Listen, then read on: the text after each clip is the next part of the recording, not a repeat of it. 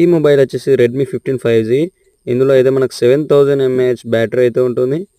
So and అలాగే ఇక్కడ మనకు బ్యాక్ సైడ్ అయితే స్పెసిఫికేషన్స్ అయితే ఉంటాయి. స్నాప్డ్రాగన్ 6S Gen 3 ప్రాసెసర్ అయితే ఉంటుంది ఇందులో. అండ్ ఇలా బాక్స్ని అయితే ఓపెన్ చేసేద్దాం. సో ఓపెనింగ్లో ఇలా ఉంది, మొబైల్ ఉంది. నెక్స్ట్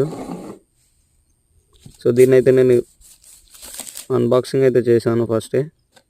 సో మీకోసం వీడియో అయితే మళ్ళీ చేస్తున్నాను. సో ఈ షీట్ తీసిన తర్వాత మనకు 33 వాట్ అడాప్టర్ ఉంది అండ్ Type-C కేబుల్ అయితే ఉంది. So Type-C cable and adapter ఉంది 33 వాట్.